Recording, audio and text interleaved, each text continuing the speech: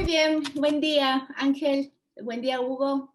Somos, Buenos días para vosotros, buenas tardes para mí, pero encantado. es verdad, un placer recibirte en nuestra casa, en la Red Coaching, para compartir esta charla de café y compartirle a la gente lo básico de las leyes sistémicas, de las constelaciones familiares, de tu método.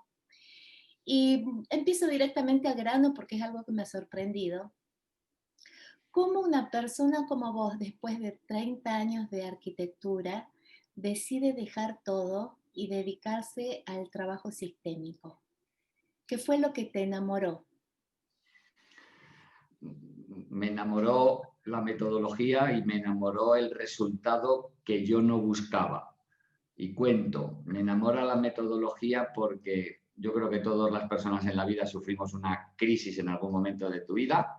Yo esa crisis me marché a India y ahí aprendí cosas, voy a decir, raras con relación a lo que era un ejecutivo empresario arquitecto normal.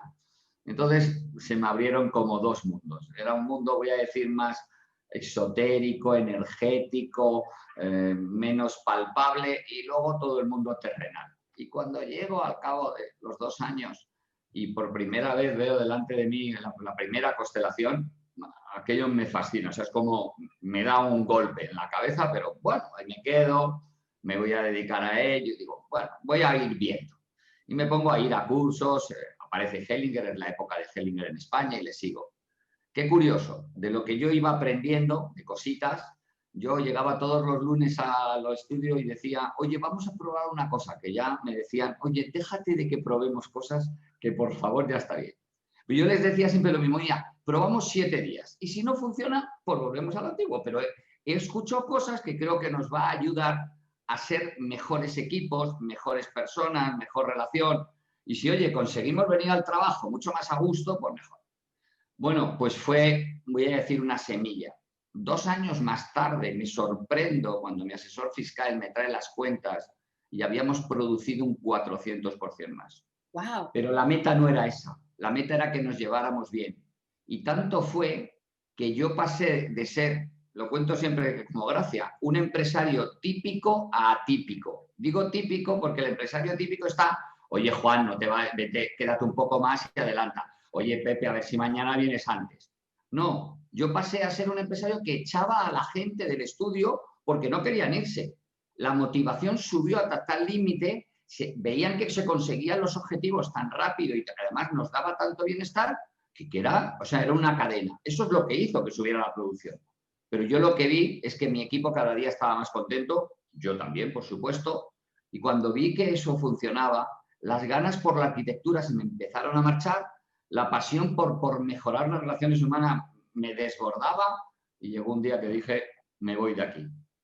Uno lo piensa eso y dice, me voy de aquí, y tarda uno 4 años en hacerlo, ¿eh? O sea, porque es que hay alguno que a mí me dice, o sea, ¿cierro mañana? Digo, no. O sea, decide que vas a cerrar, reubica, porque yo decidí que cerraba, pero, o sea, pensé y lo hice, que acababa todos los proyectos que estaban en marcha y todas las obras. Y cuando acabara, lo que sí, ya no cogía ninguno más. Y eso es lo que me llevó 3 años y medio aproximadamente desde que tomo la decisión y me voy.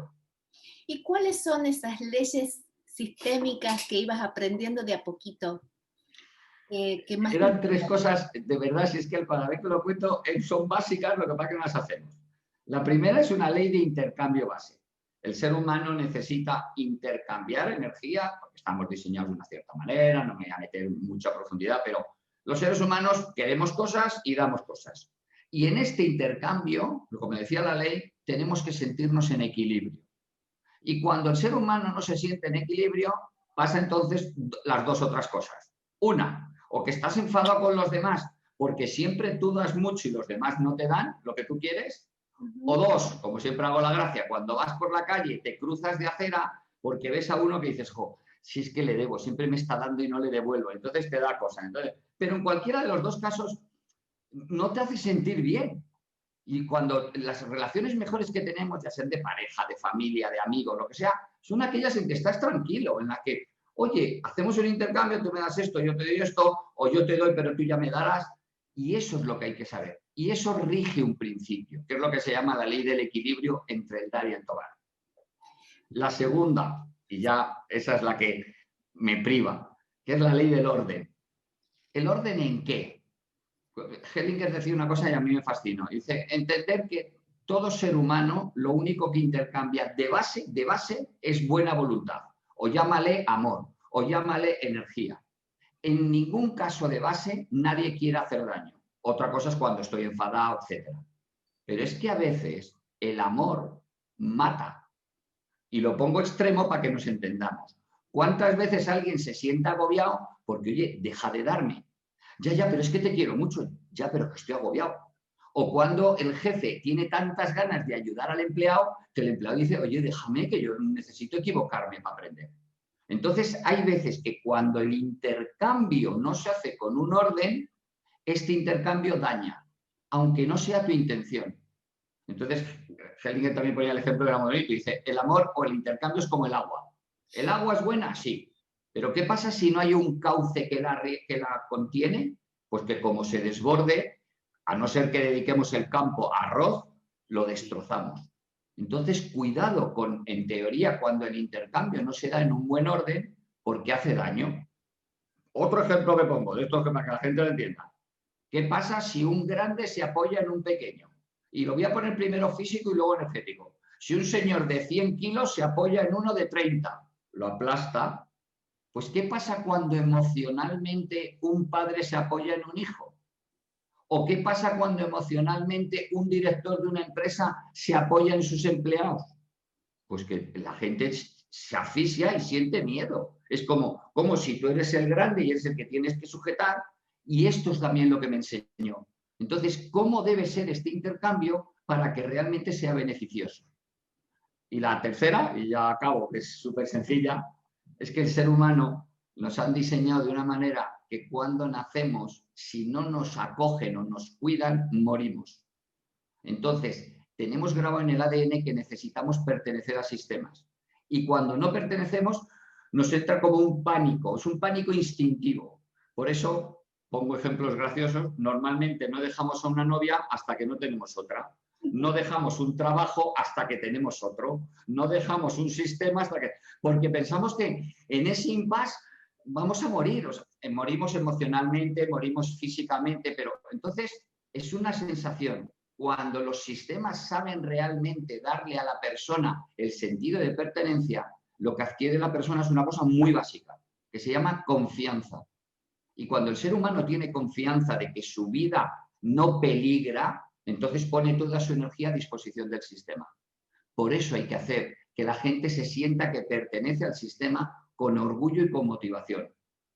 ¿Cómo hace una empresa para crear este sentido de pertenencia?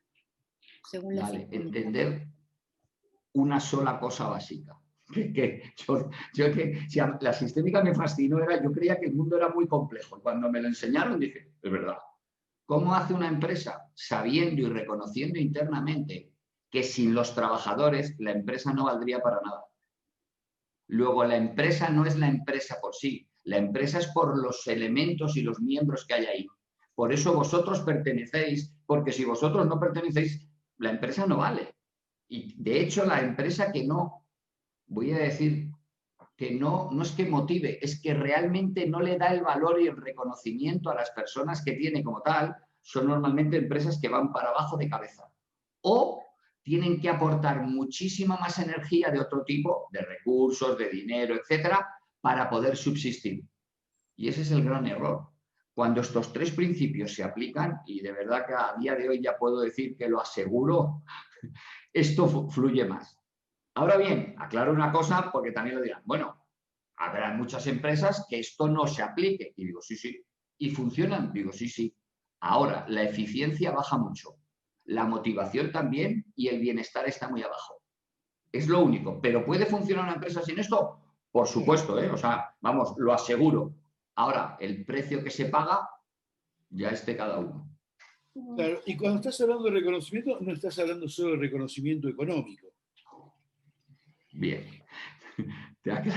Gracias por esta pregunta, porque siempre lo cuento y hago un ejercicio en mis cursos que es que la gente escriba lo que quiere conseguir en el ámbito laboral para sí. Y por supuesto, una es dinero. Y luego cada uno que ponga. Y siempre pregunto lo mismo. Oye, ¿quién ha puesto como primer objetivo en el ámbito laboral de conseguir es dinero? Y siempre, siempre, después ahora mismo yo ya llevo 15 años metido en esto, nunca hay más del 35% que ponga como primero el dinero. Porque hay una cosa, el ser humano tiene dos necesidades para vivir. Una, la comida, la subsistencia física, y dos, la emocional. Para ello, por eso tenemos incluso dos cerebros. Uno se dedica de la supervivencia y el otro de la parte mamífera o emocional. Si el ser humano no se siente visto, reconocido o válido, lo digo exageradamente, pero puede morir de tristeza. No de comida, de tristeza, de que se sienta que no vale. Entonces hace falta lo que yo llamo... Es muy bonita la película esta de Avatar, cuando decía te veo. El ser humano necesita sentirse visto, de que valgo. Y si el jefe o los empresarios no saben hacer eso al equipo, los equipos, voy a decir, se marchitan como las flores. Entonces, si aplicamos estas cositas, que cualquiera que nos esté oyendo o nos oiga más adelante dirá, bueno, pues esto es muy lógico. Digo, ya, ¿pero lo aplicamos? No. Yo era el primero que no lo aplicaba. Lo empecé a aplicar y dije, Dios mío, esto es una bomba. Y fue por lo que ahora me dedico en cuerpo y alma a ello. Cuando hablabas de la ley del equilibrio... Tienes otra pregunta sobre el equilibrio. A ver. ¿Sí? Porque, digamos, en algún momento yo leí algo de Hellinger que él habla que como ese equilibrio requiere de un ligero desequilibrio entre el dar y el tomar. O sea, te doy un poquito más, me das un poquito más, te doy un poquito más, y así las relaciones perduran a través del tiempo, se van nutriendo, ¿no? Y habla también de la otra parte, del desequilibrio negativo, donde yo te perjudico y vos me perjudicás un poquitito más, y así seguimos unidos, pero perjudicándonos, ¿no? Esto me parece sumamente interesante porque un ejemplo es, por ejemplo, los divorcios, ¿no? Esos divorcios que son eternos, que están años separados y cada vez matándose más o perjudicándose más. Te aclaro una cosa, Hugo, de todo lo que has dicho. Yo creo que te ha perjudicado un momento el cerebro, porque la última parte, ahora te la corrijo, es cuando tú me perjudicas, yo te perjudico, pero un poco menos, para que así lleguemos aquí. Así para resolverlo. Eso. Así para resolverlo, claro. Lo aclaro. Claro, vamos a ver, hay que entender una cosa en el movimiento del ser humano y de los sistemas. Los sistemas solo pueden hacer dos cosas: o crecer y evolucionar, o decrecer e involucionar. Porque si el ser humano, o sea, el sistema, que a la larga es un contenedor de energía, se mantiene quieto, quieto, quieto, es como el agua estancada, se pudre. Entonces, el sistema se tiene que mover. Para que lo movamos en una dirección positiva, es lo que tú decías. Yo te doy un poco y tú, Hellinger lo decía así porque era muy gracioso, como te quiero, te doy un poco más. Me da igual, yo lo diría, porque eso es lo que he hecho, aterrizar ciertas palabras de Hellinger, que a veces para. Tú me das algo y yo en agradecimiento te devuelvo eso y un poco más. Tú en agradecimiento me devuelves eso y un poco más. Y el sistema crece y evoluciona. Si hiciéramos la contra en un principio, es yo te doy a ti menos, tú me das menos, yo te doy menos, el sistema rompe. Ahora bien, para que cuando te hago una fechoría o un daño nos sintamos en equilibrio y uno no quede por encima del otro, claro, tú me devuelves el daño, pero un poco menos. Yo te lo devuelvo un poco menos hasta que llega un momento que se para y entonces ya podemos volver a crecer. ¿Vale? Y eso es lo que decía, sobre todo Hellinger lo aclaraba en las parejas, porque hay muchas veces que aunque no quieras, una acción tuya hace un daño al otro, ¿vale? Y por eso es cómo hacerlo, porque si no genero un equilibrio, las otras dos posiciones están claras. Cuando no hay dos iguales, hay uno grande y otro pequeño, y ahí yo no genera relaciones iguales. Ahí ya empezamos a descompensaciones. Por eso hay que siempre tender al equilibrio. Pero incluso aclaro una cosa que es muy bonita. Es un equilibrio desequilibrado para equilibrarnos. Si he dicho que los sistemas se tienen que mover, yo como persona para moverme, nunca mejor dicho, en la parte física, me tengo que desequilibrar para empezar a caminar. Pero si no me equilibro y sigo con la inercia, me llevo a pegar contra una pared. Entonces hay que aprender a desequilibrar para avanzar, pero a frenar un poco, a volver a equilibrar para recuperar. Y es verdad, es una ley de compensaciones. Cuando aprendes a hacerla es súper fácil, ¿eh? Porque la gente te dice, ya, pero eso es muy difícil. Siempre suelo poner un ejemplo muy gracioso que es el de aprender a conducir. Yo la primera vez que me metieron en el coche y me contaron la cantidad de cosas que había que tener, estuve a punto de bajarme y decir, miren, que yo lo dejo, que me lleven. Pero ahora ya todos conducimos en automático y tal. Pues esto es un poco igual. Cuando le integras, va solo. Pero me encanta ahí, voy a meter la cuchara como mujer, porque yo quiero un ejemplo práctico de esto. Un ejemplo práctico de devolver un poquitito menor daño en la pareja. ¿Cómo sería? Contame un ejemplo, por favor. Vamos a ver. A ti te hace alguien un teórico daño. Puedo poner los típicos o los menos típicos. Yo qué sé, tu marido te es infiel o tu marido trabaja mucho y te quedó en llevarte de vacaciones este año y no te llevó. Ahí hay un desequilibrio. Entonces, a la contra, lo que hay que pedir es una compensación. Pero si realmente queremos trabajar, en vez de pedirle una compensación más grande, le pido una compensación un poco más pequeña. Voy a poner un ejemplo. No voy a ir al de, como yo digo, al que te ha sido infiel, porque siempre parece que estamos con la misma. Pero te había prometido que este año te iba a llevar de vacaciones a no sé dónde durante un mes. Y le surge un problema de trabajo y el lío, y mira, que solo podemos ir 15 días y en cambio a este otro sitio. Y tú, bueno, dale, venga, pues sí. Entonces, para compensar, dices, bueno, al año que viene elijo yo. ¿Qué es lo que haríamos cuando somos egoístas? Que dices, no, al año que viene vamos donde yo digo y mes y medio. No, ahí es donde estamos yendo más. Si normalmente nos vamos un año, pues digo, mira, al año que viene vamos, me diga un mes, al año que viene vamos 3 semanas donde yo diga y una semana donde tú quieras. Bien, muy interesante, pero Vale. yo escucho la teoría o lo que a uno, yo hablo personalmente, lo que a uno le han enseñado es que el amor es generoso, que uno siempre tiene que dar sin recibir nada a cambio, y ahora vos planteás que tiene que haber un equilibrio entre el dar y el recibir. Entonces, ¿qué pasa si me guío por lo que me decían antes, que hay que dar sin esperar nada a cambio? Bien. A mí me gusta mucho eso y me voy a meter a lo mejor en un terreno farragoso, pero esa ley es muy bonita y es la que se llama la ley del amor incondicional. Pero no sé los oyentes que nos oigan lo que saben, pero esto solo lo podrían hacer las personas iluminadas. ¿A qué le llamo una persona iluminada? Aquella persona que se sabe autonutrir de todo y entonces, como tiene autonutrición, puede dar sin esperar a cambio. Ahora bien, la inmensa mayoría de los que estamos aquí, no sé, alguno de vosotros, no me quiero meter, somos terrenales. Terrenales significa que somos seres incompletos, voy a llamarlo así. Con lo cual necesito cosas. Con necesidades. Exacto, es así. La palabra es con necesidades. Entonces, como yo tengo necesidades, si yo no recojo las necesidades, yo no puedo dar. Y voy a poner ejemplos básicos, ¿vale? En el mundo animal, cuando la hembra tiene cachorros, la primera que come es la hembra, porque si la hembra no come, no puede alimentar a los cachorros.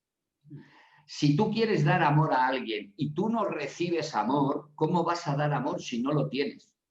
Si tú necesitas ser generoso, pero para contigo la gente no es generosa, ¿cómo vas a darlo? Ya te digo que podríamos estar en el mundo, ¿cómo se llama?, de los exotéricos, pero es que esos son, voy a decir, 6 en el mundo. Pero es que el resto somos 7.700 millones de personas. Y perdóname, el ser humano necesita cosas. Entonces, ¿es verdad que hay que ser generoso? Sí, pero necesitamos, yo lo defino así, un pequeño egoísmo, que es el egoísmo que yo necesito mínimo para sentirme nutrido. Otra cosa es el egoísmo malo. El ejemplo que pongo es el egoísmo de tío Gilito, que necesita acumular dinero por acumularlo. No, Pero si yo no tengo la base, yo no puedo dar. Y esto es un principio. Yo no puedo dar si yo no tengo. Entonces, señores, nutramos no. Otro ejemplo de estos egoísmos sencillos. Cuando vas en un avión, te dicen que si se despresuriza la cabina, primero te pongas tú la mascarilla, porque si no, no vas a poder ayudar a tu hijo. No, no, pero yo como quiero mucho a mi hijo, se la pongo a él. No se la pongo bien, yo me muero y mi hijo también. Perdones, señores, que a veces confundimos, de verdad, entre comillas, la buena voluntad y la buena acción por una cosa que no va a hacer un bien, va a hacer un daño. Entonces, esto es lo que la gente tiene que recapacitar sobre ciertas palabras que son muy bonitas contadas desde la Iglesia, que está muy bien contado desde las doctrinas, pero que me digan a ver cómo se sujeta, porque todavía no he visto, y perdónenme que me meta con gente que no es eso, a ningún cura que él dé toda la comida y que él no coma, porque como no coma, no puede. Otra cosa es que cuando él ya ha comido, por supuesto, le da a la gente. Entonces, señores, acostumbrémonos a que primero me tengo que nutrir. Y cuando me sienta nutrido, vamos a expandir al mundo las cosas. Claro, y los animales hacen eso también. Es así. Y nosotros, en el fondo, somos animales, somos seres con necesidades. Es que quitar las obviedades, ejemplos que pongo, porque yo digo que el altruismo no existe. No existe desde la base, nadie da a cambio de nada, porque no es posible. Otra cosa es que mi necesidad no sea dinero. Y el ejemplo que suelo poner, que todo el mundo lo entiende, la Madre Teresa de Calcuta no era altruista. La Madre Teresa de Calcuta tenía un problema y es que no podía ver hambre en los niños. Entonces su necesidad era ver cubierto eso. Esa era su necesidad. Por eso hacía todo lo que hacía y le movía. Pero si no, no lo haría. Y cualquier otra persona de las que me pasen en el mundo, los santos y todos estos, tenían un movimiento interno que lo necesitan. Entonces, es verdad que yo a lo mejor puedo dar sin que el otro me devuelva, porque esto es otra teoría, que es la teoría del recibir y el dar. Y es que yo a lo mejor te puedo dar a ti, pero no por nada, sino porque tengo un sobrante porque otra persona me da a mí. Y entonces es verdad que a ti no necesito que tú me lo devuelvas. Pero si otra persona a mí no me da, yo no te puedo dar a ti porque no lo tengo. Entonces es verdad que se montan las redes de intercambio. Pero lo que tiene que hacer el ser humano de base es pensar, yo estoy cubierto, con lo base, no estoy cubierto, cúbrete, porque si no, no vas a dar un bien, vas a dar cosas de carencia. ¿Y cómo se aplica esto en la relación de padres e hijos? Vale, es la única ley que en el mundo hay, ahí es incondicional, no es condicional. La ley de equilibrio se dice que es condicional. Yo te doy algo, a cambio de algo y generamos una condición. En el padres e hijos la ley es incondicional. Y lo vamos a explicar desde donde él lo explicaba, era muy bonito. Los padres dan y los hijos reciben. Porque hay que entender la base de la familia, la base. Un hombre y una mujer se juntan para crear y mantener vida. Crear una vida y mantener que van a hacer lo mismo que hicieron con ellos. Sus padres se juntaron para crear su vida y mantenérsela hasta que ellos pudieron.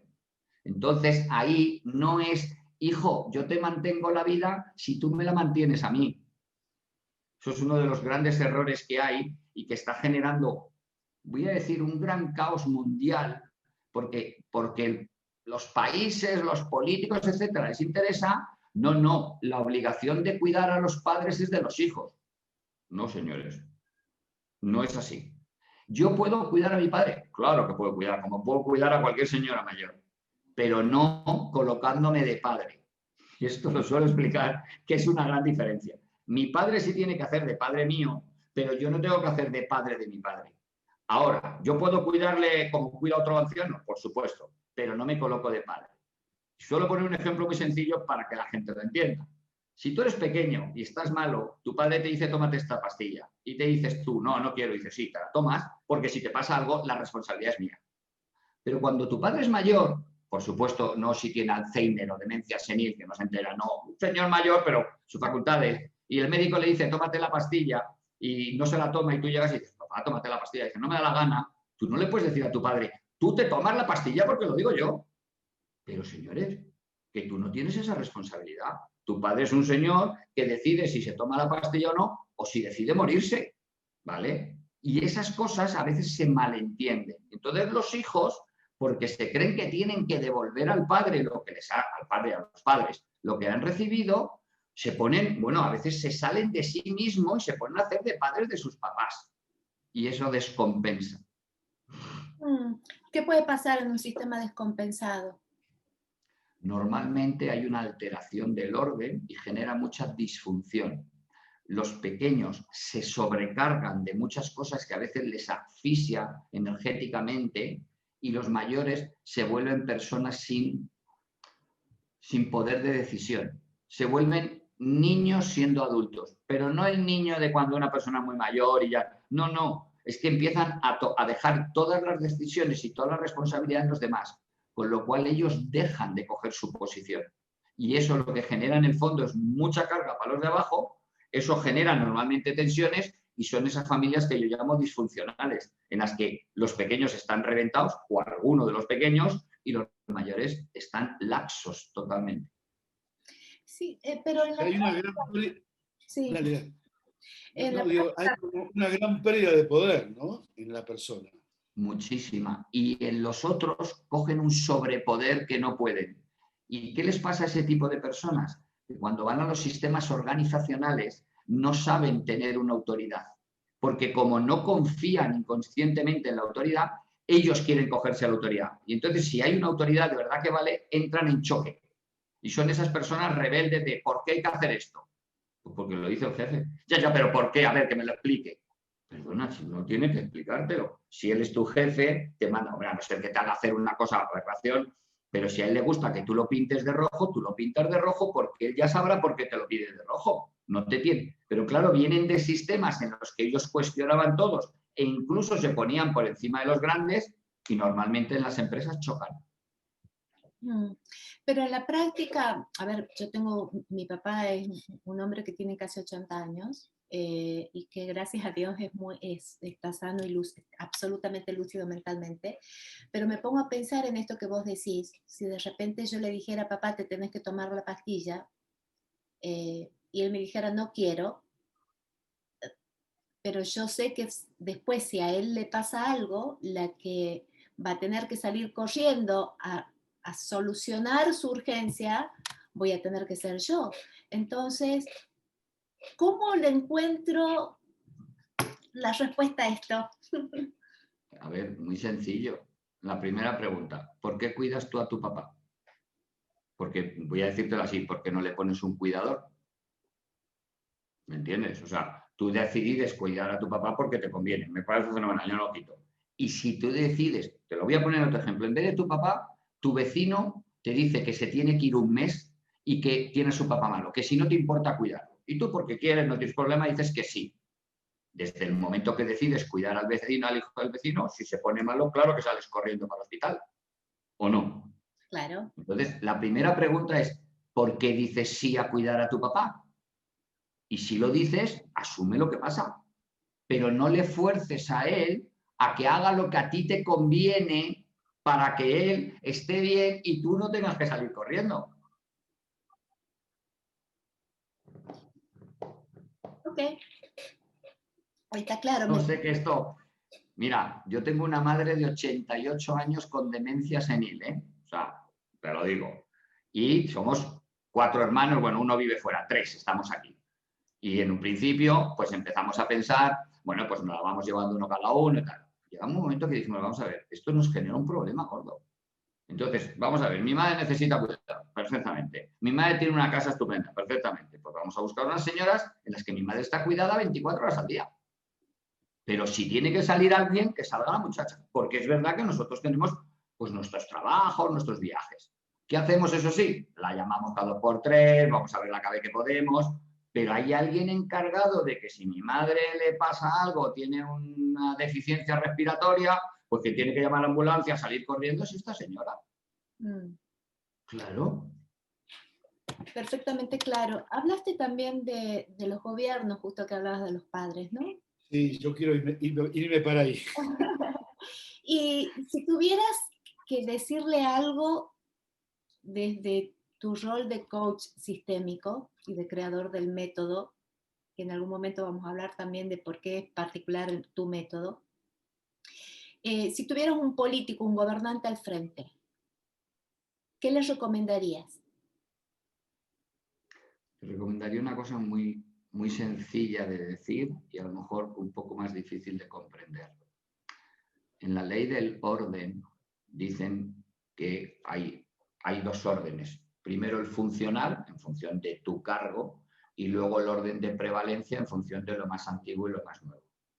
Pero hay una excepción que dicen que es que cuando se crea un nuevo sistema, este prevalece sobre el anterior.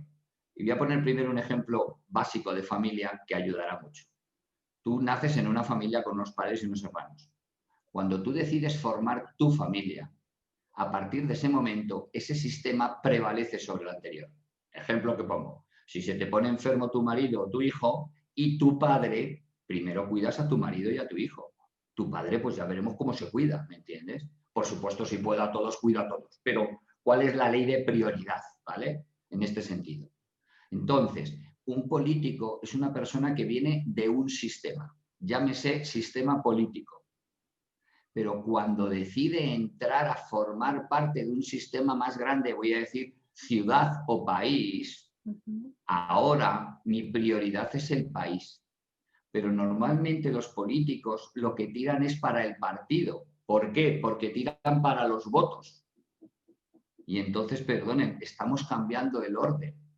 Si tú has decidido entrar en un nuevo sistema, llámase ciudad, pueblo, país, me debo primero al objetivo de ese sistema, no al objetivo de mi partido. Y ahí es donde se cambia un orden que luego genera lo que pasa, que son las disfunciones. Vemos, yo creo que casi en todo el mundo, el problema del político es que primero toma la decisión que le va a venir bien a su partido y luego al otro. Señores, lo vuelvo a pasar al sistema familiar y lo va a entender todo el mundo. Si yo tomo muchas veces decisiones que van bien para mis padres y no para mis hijos y para mi marido, casi seguro acabaremos en divorcio. ¿Por qué? Porque dirán, oye, si estás más dedicado allí y menos aquí, pues preferimos no estar contigo. Por eso normalmente los políticos duran poco. Primero llegan con muy buenas promesas, pero luego como van priorizando otra cosa que no es la realidad para la que se han decidido presentar, entonces les diría que un poco más de orden y que si no lo quieren, no se presenten, pero que entienden que cuando yo decido formar mi familia, que se llama estar al frente de mi familia, voy a dejar de cuidar a de mis padres como prioritario, porque esto va a hacer daño. Clarísimo. Bueno, nos vamos acercando. Sí, es interesante, ¿no? Porque es interesante porque, digamos, el político viene, digamos, surge del partido. Digamos, el partido es el que le abre las puertas a tener acceso. Sin embargo, digamos, llega para servir al ciudadano. Y ahí es donde de alguna manera, no sé si eso está bien llamado así, pero digamos, es una deslealtad en un punto, ¿o no? Así es, mira, Hugo. O una confusión de lealtades que él tiene, ¿no? Me parece también. Claro, es una confusión de prioridades. O sea, de prioridades. Claro. Llego por mi sistema político, pero mi sistema político lo que quiere es conseguir algo para su bien, que es lo curioso de esto. Yo cuando entro en un sistema grande voy a servir al sistema para conseguir sus objetivos, pero no coloco al sistema a mi servicio. Normalmente, si un empleado entra en una empresa y empieza a intentar que la empresa sea para él su conveniencia, sale. ¿Qué hace un partido político? Que coloca a un país entero para mi conveniencia. Eso sí, a través de un señor que se llama presidente, gobernador, lo que quiera. Señores, es que la base está mal montada. Entonces, sistémicamente, voy a decir, es antisistémico. Por eso es por lo que no existe. Normalmente hay algún raro, ¿vale? Pero normalmente no hay un político que dura mucho. ¿Por qué? Porque le vemos que no. Hay un principio de liderazgo que es base. Se dice que hay el liderazgo obligado, pues yo soy capitán y me obedeces. Y el liderazgo natural. Y el líder natural siempre sale por una sola razón. Todo el mundo elegiremos a aquella persona que vemos que cuando toma decisiones va por nuestro bien. Y cuando en un grupo, me da igual de amigos o lo que sea, vemos que alguien, cada decisión que toma es buena para todos, todos decimos, este es el líder, este es el que vale. Eso está claro. Pero es curioso, los políticos vienen diciéndote que van a hacer eso, pero yo es que todavía no encuentro un político que cumpla el programa. Y yo digo, señores, o sea, vienen engañando. Pero claro, hay que entender que el partido suyo les llama para decir es que tienes que poner a toda una nación a nuestro servicio. Pues ahí está el gran choque. Claro. Y eso se ve también en un equipo deportivo, en un equipo de fútbol, por ejemplo. Este tipo de liderazgo claramente se ve. Exacto. ¿Cuántas veces llega un jugador que es un figura, pero si es un independiente no vale? Y es verdad que es un figura, pero no vale. En cambio, todo jugador bueno que juega para el equipo también juega para él. Y esos son los líderes naturales que llamamos. Que dices, jo, este tío ha llegado y encima la plantilla le arropa, porque él también juega para el equipo. Es que hay un principio en la sistémica, es yo llego al sistema para sumar, para que el sistema consiga lo que necesita, pero no llego al sistema para lucrarme. ¿Por qué? Porque entonces no funciona. Y ahí viene la ley del intercambio. Si yo llego al sistema y aporto al sistema muchas cosas que ayudan al sistema a crecer, es verdad que el sistema me dará a mí. Y entonces habrá, llamaremos un win-to-win. Pero si yo llego al sistema primero a recoger antes de dar, tienen los días contados esa relación. Nunca se me hubiera ocurrido terminar hablando de la sistémica aplicada al fútbol. Pero vamos, es por no dedicarme a las parejas. Es que vamos, está así lo de las parejas. O sea, ¿para qué llegamos a una pareja? En teoría, ¿para darle o para cogerle? Porque esto es la ley del intercambio mal dada. Cuando decía alguien, no me acuerdo, es ¿qué compañero? Luego lo nombro si no. Bueno, que decía que la gente normalmente dice, yo quiero tener una pareja, pero nadie dice, yo quiero ser pareja de. Y hay una gran diferencia, porque yo quiero tener una pareja, yo quiero algo para mí. Pero yo quiero ser pareja de alguien, entro dando. Y es una gran diferencia. Normalmente esas parejas duran mucho, pero las parejas que quieren, como yo digo, recoger, porque yo quiero tener, porque yo necesito, porque yo... Pero ¿y tú qué das a cambio? No, esas frases que me río mucho. No, yo lo que haga falta. ¿Qué es esto de lo que haga falta? Señores, vamos a ver realmente qué puedo aportar yo, porque si no, vamos. Bueno, se pasó volando el tiempo. No sé si te queda alguna pregunta del tintero antes de cerrar. Sí, un montón, pero yo creo que da para varias.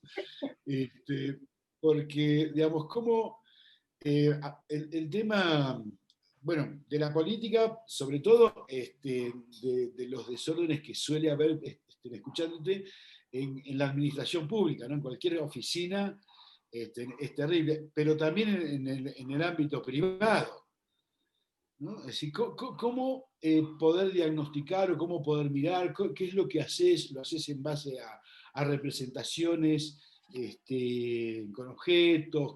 ¿Cómo se manifiesta eso? ¿Cómo se Vamos a ver, puede observar? La metodología mía lo que tiene, que es lo que yo transformé de las constelaciones al mundo, voy a decir, un poco más terrenal, porque de aquí los oyentes que nos oigan las constelaciones, hay gente que le fascina como a mí, pero también en la parte esotérica, que bueno, a ver, ¿por qué esta persona tal? Entonces lo que dije, yo soy de un mundo pragmático, dije, bueno, ¿cómo aterrizo esto para utilizar esto mismo, que hay una base muy buena, pero que además se pueda ver? Entonces yo trabajo con unas fichas o avatares en las que podemos ver la perspectiva del asunto y probar, ¿vale? Y esto además ya viene de hace mucho tiempo, o sea, ya se hacían los escenarios building en la Universidad de Massachusetts. Cómo si yo muevo esto, qué efecto tiene en esto otro y cómo va a repercutir en el sistema. Pero cuando hacemos la configuración, que encantado en algún otro momento de hacerla, lo que vamos a trabajar ahí es cómo está la ley del intercambio, ¿vale? Cómo está la ley del orden, quién se tiene que poner antes y quién después, quién asume una responsabilidad y quién otra, ¿vale? Y cómo está la pertenencia. Voy a aclarar aquí la ley del orden porque hoy en día hablo más de España, pero seguro que es mundial. Se habla mucho de las estructuras horizontales, ya las estructuras piramidales, de jerarquía absoluta, parece que están, todos se dicen obsoletas. Ya, señores, pero como no haya un orden, la eficiencia se va por todos los lados. Porque hay una cosa que está clara. Equipo de 5 personas, básico, para un objetivo. ¿Quién lo ordena? Como alguien no coja la responsabilidad de ordenar y mirar globalmente, ese equipo no va a ser eficiente. Después, ¿quién hace cada función? También hay que repartirlas. Luego tiene que haber alguien que sea esa persona que hace eso. ¿Que no le queremos llamar el director? Pues no le llamamos. ¿Que queremos llamarle solo jefe? Le llamamos jefe. ¿Que queremos llamarle coordinador? A mí me da igual como le queramos llamar. Pero hace falta alguien que sea como el líder, el coordinador, porque para que yo pueda, yo, especialista de no sé qué, y pueda dedicarme a esto, tiene que haber alguien que mire globalmente. Porque a lo mejor yo me pongo a correr y no me doy cuenta que he dejado atrás a mis compañeros. Y ahora le dicen algunos, te lo digo porque estoy todo el día metido en esto, ya, pero no, yo puedo mirar lo mío y mirar a los de al lado. Digo, cada vez que tú haces esto, estás perdiendo eficiencia. Porque si yo tengo que estar pendiente de los demás, no me puedo centrar. Por eso es por lo que hace falta que alguien esté pendiente para que yo pueda ponerme a foco. Por ejemplo que pongo gracioso que la gente, claro, lo entiende. Las barcas de remos, los remeros, se llaman traineras en España. ¿Os imagináis que los traineros tengan que estar mirando para atrás para ver si nos vamos a pegar? Espera, ¿y tú remas más? No, perdona, hay un tío que se llama patrón que dice, venga, remar, los de la derecha, parad. ¿Por qué? Porque si no, no podemos meter la máxima eficiencia. Y a ese le llamamos patrón, sí. ¿En ese momento es el que manda? Sí. Entonces no puede haber una estructura, todos somos iguales. ¿En qué se llama igual? Sí, somos personas, todos tenemos 2 brazos y 2 piernas, todos tenemos respeto y dignidad. Pero hace falta en la función que alguien ocupe una función y otra. Imaginamos, perdóname Ángela, que vamos a terminar de fútbol, porque esto está muy bien. ¿Os habéis visto algún equipo de fútbol que el entrenador le diga a la gente, oye, salir al campo y poneros donde queráis? Claro. No se puede. Entonces a ese señor le llamamos entrenador, sí. ¿Tiene en ese momento un cargo? Sí. ¿Cómo podemos hacer una estructura horizontal en el fútbol? No se puede. Entonces, cuando esto lo entiende la gente, que yo he trabajado con empresas que son comunidades de 80.000 personas en España. Y cuando conté esto, me dijeron que bueno, que yo estaba loco, que eso no. Cuando les empecé a mostrar con ejemplo las cosas, con el tiempo me dijeron, no sabes lo que nos has devuelto a la vida. Porque estábamos confundidos con el mando y la autoridad a un orden funcional que realmente nos ayuda. Digo, es que es así. Señores, seguiríamos conversando, prometemos que vamos a consignar una nueva fecha para seguir hablando, pero para cerrar, me gustaría hacerte una pregunta personal, y es, ¿cuál es tu hilo rector? Mi hilo rector, te voy a poner un ejemplo y ahora te lo doy para que veas de dónde viene. Cuando yo era pequeño, mi madre es muy católica, es una mujer muy católica, de misa completamente. Entonces de pequeño nos obligaban a ir a misa. Y yo no me acuerdo qué edad tendría, 7, 8, 9 años. Llegué un día a casa, volví y dije, mamá, yo no voy a ir a misa más. ¿Por qué? No, mi madre, pero hijo, ¿por qué tal? Digo, porque yo hay una cosa que no puedo, y es la incoherencia. El señor este dice unas cosas ahí y luego le veo en la calle hacer otras. Yo no puedo. Entonces, mi hilo rector en la vida es ser coherente, ¿vale? Y coherente no significa que yo no cambie, pero yo si creo en algo y digo algo es porque además lo hago. Y el día que vea que eso no funciona, cambio y entonces hago otra cosa. Pero necesito, yo cuando al ser humano le escucho, necesito que sea coherente entre lo que dice y lo que hace. Y acepto todo tipo de criterios y todo tipo de pensamientos. Pero si alguien me dice algo y le veo haciendo otra cosa, digo, no me da confianza. Entonces, si solo puedo elegir uno, elegiría sin duda la coherencia. Muchas gracias. Hugo, ¿quieres agregar algo más? No, al contrario, muchísimas gracias, muchísimas gracias. Me dejó pensando muchas cosas. Ángel, nos dejaste a los dos pensando, a los dos enriquecidos. Creo que a todos aquellos que acepten la invitación de escucharte se van a sentir totalmente agradecidos como nosotros. Ha sido una hermosa charla. Esperamos contar de nuevo con la segunda parte para seguir conversando sobre sistemas y relaciones humanas. Un beso grande y será hasta la próxima. Muchísimas gracias, de Muchísimas verdad. Es gracias. un placer Un que fuerte hayáis abrazo. pensado en mí y que hayáis decidido entrevistarme. Espero que realmente con que la gente se lleve algo que les valga, ya seré feliz. Muchas Gracias. gracias. Hasta la próxima. Adiós. Muchas gracias.